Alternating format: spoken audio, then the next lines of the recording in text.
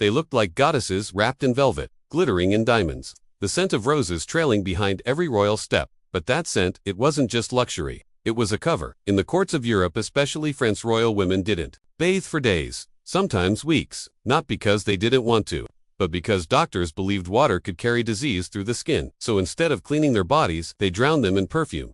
Lavender, musk, rose oil, sprayed, splashed, and rubbed into every fold of skin. It was called dry bathing, and it didn't cleanse. It concealed. Even the beds were scented with lavender sachets and mint. Not because it was romantic, but to suppress the smell of unwashed bodies. Under the gowns, behind the silk gloves, was skin that hadn't felt water in weeks. This was beauty, built on perfume and silence. They lived in marble palaces, but feared something as simple as water. Royal women, queens, empresses, and duchesses often went months without a real bath. And it wasn't laziness, it was fear. For centuries, doctors believed that hot water opened the pores and let in disease. They thought water was dangerous, especially for women. So instead of bathing, royal ladies wiped themselves with dry cloths or dabbed vinegar on their necks and wrists.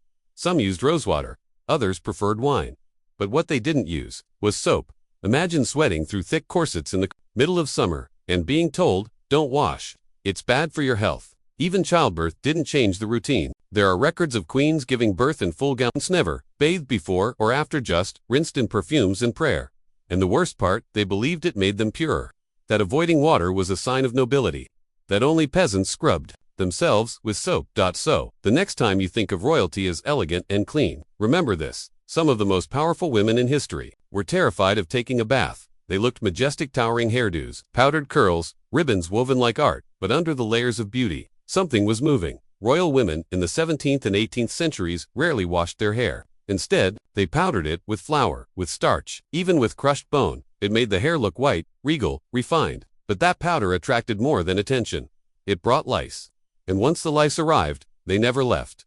Some women wore their hairstyles. For weeks without touching them, they'd sleep upright to keep the structure intact. Servants used long sticks to scratch their heads because their fingers couldn't reach. And when the itching got unbearable, they'd sprinkle more powder, covering the infestation instead of treating it.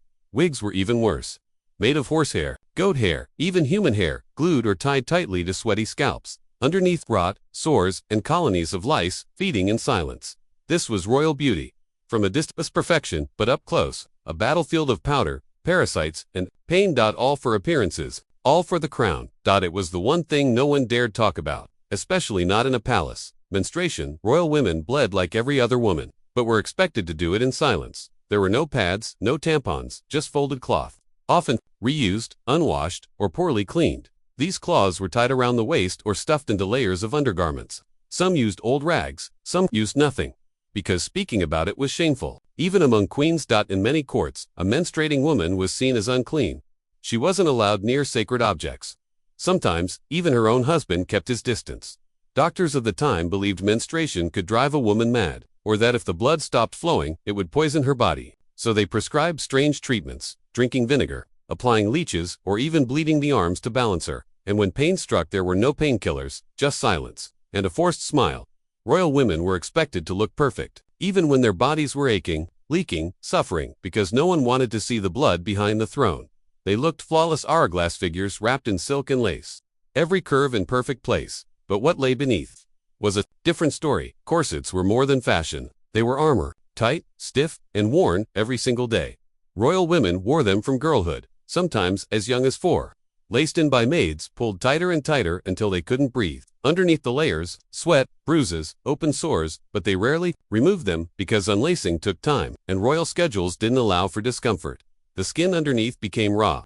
Infections were common, flesh rubbed open by bone and fabric. And because bathing was rare, that damaged skin was never truly cleaned. They'd sprinkle powder into their corsets to absorb the sweat, but that only made the sores worse. Trapped under silken stays, their bodies slowly broke down, while their faces remained perfectly powdered. Beauty, they were told, was worth the pain, a small price to pay for elegance. But the truth? Some queens were rotting under their gowns while smiling at the court. The royal bed was a symbol of power. Gold curtains, velvet pillows, silk sheets. But beneath all that luxury there was filth.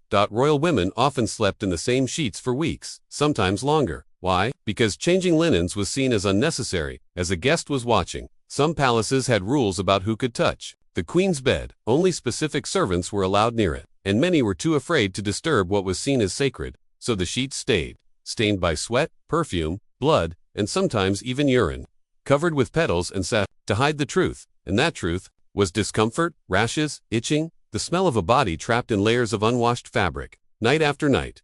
For royal women, rest was rarely restful. Some were expected to give birth in those same beds publicly, others died in them, surrounded by courtiers, still wearing their gowns. The royal bed was not a place of peace, it was a performance, a stage for airs, rituals, and secrets never spoken aloud. And no matter how high the thread count, some stains never washed away. A queen's smile was meant to charm nations, but behind the fan, behind the carefully closed lips, was often a mouth full of rot. Royal women, for all their jewels and finery, had terrible dental hygiene. Toothbrushes were rare, toothpaste unheard of. They might chew herbs, rinse with wine, or rub their teeth with cloth, but nothing truly cleaned them. Sugar was a symbol of wealth served at every royal feast. Candied fruit, sugared petals, sweet wine, and it destroyed their teeth, slowly and painfully. By the time many royal women reached their 30s, their gums were blackened, their teeth were loose, some had none at all, but smiling wasn't optional, so they painted their lips red to distract from the damage. Some even had fake teeth carved from ivory, or the teeth of peasants tied in place with gold wire. And when the pain became unbearable, there were no dentists. Teeth were yanked out with pliers, raw, bloody, and without anesthesia. These were the mouths that kissed kings, that whispered to diplomats, that sang lullabies to heirs. And while the portraits show grace, the truth was often decay, because even queens couldn't escape what rot leaves behind. The higher the hair, the closer to heaven, that's what they used to say, but no one ever mentioned the smell. Royal women wore towering wigs, heavy, powdered, and perfumed. They weren't just fashion, they were status. A queen's wig could weigh over 5 kilos, and underneath was a scalp gasping for air. Real hair wasn't washed, it was hidden, covered by layers of fabric, padding, and animal hair. Weeks would pass without removing the wig. Why bother, when restyling took hours? But in the darkness between wig and skin, things grew. Fungus, infections, lice. Some women developed sores, others lost their hair completely. The smell was masked by rose oil, lavender water, even powdered cinnamon, but no perfume could cover the rot of infected skin. Servants sometimes lifted wigs with long sticks just to let the scalp breathe. 1 inch, one moment of relief, and still the wig stayed on, because no queen could be seen with a bare head. Because beauty, once again, was worth the suffering. They wore crowns on top of those wigs, but underneath the gold, their scalps were falling apart. Even in death, the performance didn't end. Royal women were expected to look serene, untouched by pain, as if nobility made them immune to suffering. But when the body stopped breathing, the truth had nowhere left to hide. Empresses, queens, and duchesses, prepared for burial by servants who knew what was really under the silk. Rotting teeth, decaying skin under corsets that were never loosened, hair matted beneath perfumed wigs, infected sores that had been hidden for years. Their bodies were washed for the first time in months, not for comfort, but for appearance. Perfume was poured into coffins, flowers were stuffed around the face, makeup was painted on pale, sunken skin to make it look alive. Sometimes, the stench was so strong, the burial had to be rushed. Other times, the corpse was kept on display, a final illusion for the court. Even in their final moments, royal women weren't allowed to be human. Not weak, not dirty, not flawed. They died as they lived, covered in powder, hidden behind lace, and remembered for a beauty that was never truly clean. We remember them as icons of grace, portraits of poise, gowns that shimmer, skin that glows, but behind every painting, every fairy tale, was a body struggling to breathe. They were queens without privacy, empresses without comfort, women trapped in layers of fabric, tradition, and silence. Their hygiene was not luxury, it was fear. Fear of water, fear of blood, fear of being seen as anything less than perfect.